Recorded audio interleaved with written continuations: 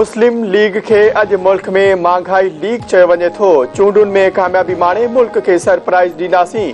ईंदड़ वज़ीर आज़म जियालो थींदो। अवाम इंतकामी ऐं मतलब जी सियासत कंदड़नि खे रद्द करे छॾियो आहे। पाकिस्तानी अवाम खे नई सोच ऐं नई सियासत जी ज़रूरत आहे। ग़लत पॉलिसियुनि सबबि पाकिस्तान जो अवाम तकलीफ़ूं भोगे पियो। पीपी चेयरमैन बिलावल भुट्टो ज़रदारी जो कोयटा में पार्टी जे 56 योम तासीस ते जलसे खे ख़िताब। चाई पाकिस्तान जे समूरनि मसइलनि जो हल कायदे अवाम जे नज़रिए में मौजूद आहे।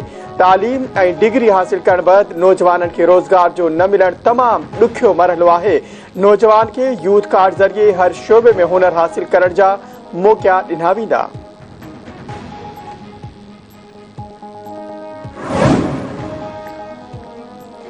बिलावल भुट्टो के सपोर्ट करनी आहे, संदसि तरबियत करनी आहे। बिलावल भुट्टो पाकिस्तान जो घटि उमिरि वारो वज़ीर आज़म बणिजंदो। अॻूणे सदर आसिफ अली ज़रदारी चयो आहे त बलोचिस्तान जी दिलि ते ज़ख़्म आहे। असां पंहिंजे दौर में उन ज़ख़्म ते मलम रखे। बलोचिस्तान जो सभु कुझु तव्हांजो आहे।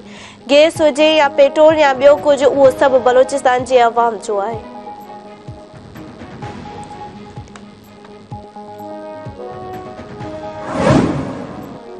गज़ा में जंगबंदी में वधीक हिकु ॾींहं जी वाद इसराइल ऐं हमास विच में हिकु ॾींहं जी जंगबंदी ते इतफ़ाक़ थी वियो। इसराइली फ़ौज जो चवणु आहे त 6 ॾींहनि वारी जंगबंदी जे वक़्तु ख़तमु थियण खां कुझु मिंट अॻु वधीक यरगमालियुनि जी आज़ादी लाइ जंगबंदी में हिकु ॾींहं जी वाद कई वई आहे।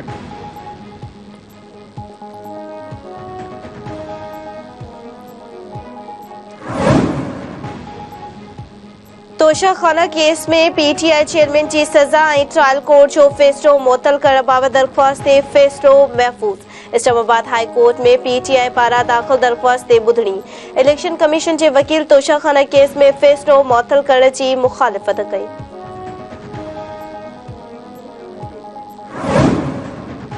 सिंध सरकार अण लाॻापियल माण्हुनि जे इस्तेमाल हेठि गाॾियुनि जे लाइ जांच कमेटी जोड़े छॾी। जांच कमेटी 2007 खां 2017 ताईं गाॾियुनि जी ख़रीदारी ऐं ग़लति इस्तेमाल जो रिकॉर्ड चेक कंदी।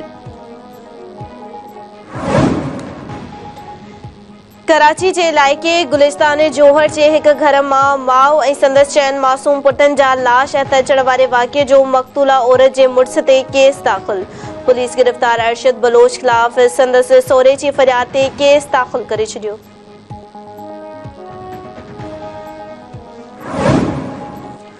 डेरा अलायार भरिसां कारे इल्ज़ाम हेठि बिठो क़तल ॻोठ इब्राहिम पादीने में जवाबदार अली दोस्त फायरिंग करे पंहिंजी घरवारी लाल बीबी ऐं नौजवान बका मोहम्मद खे क़तल करे छॾियो। वाक़िए बैदि मक़तूलनि जा लाश इस्पताल मुंतक़िल।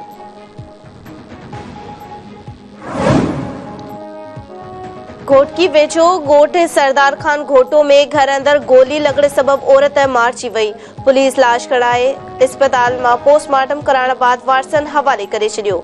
पुलिस मूजिबि वारसन जो चवणु आहे त अशरफ खातून ज़ाल शहबाज घोटो इतफ़ाक़ी गोली लॻण सबबि फ़ौत थी आहे।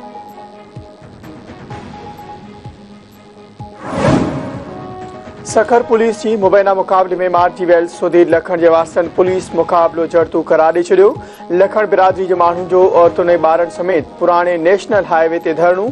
मारिजी वियल सुधीर लखण जे वालिदीन जो चवणु आहे त सुधीर भाॼी वठी मोटियो त पुलिस खेसि मारे कूड़ो मुक़ाबलो ॼाणायो आहे।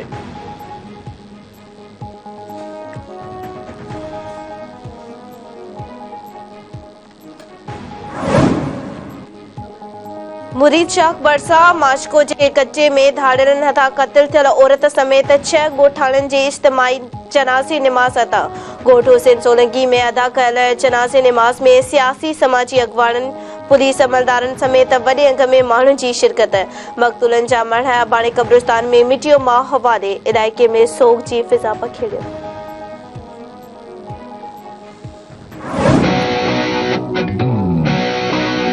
ओ जी जल मोजी माँ शलशाद रही आबाद अग मेटी माथे लातिया मुअजरक टोपी पातिया ही सिंधड़ी मोजी जी जल माँ तुझ मिट्टी में सुरहाना सिंधड़ी मोजी जी जल माँ तुझ मिट्टी में सुरहाना हिन मिट्टी ते नाज़ इन मिट्टी में मुझो मानवा। धरती टीवी ऐं सोप मीडिया ग्रुप तरफा बाशऊर सिंध रोशन मुस्तक़बिल की ज़मानत जे सिरे हेठ सकाफ़त जो दिहाड़ो मल्हाइण वारे ऐलान बैदि जागीरदार तक़रीबुनि जो सिलसिलो हलंदड़। कराची समेत सिंध के मुख़्तलिफ़ शहरनि में सकाफ़ती तक़रीबूं 3 डिसंबर ते सकाफ़त जो दिहाड़ो धरती टीवी ऐं सोप मीडिया ग्रुप सां गॾु मल्हाइण जो वचन।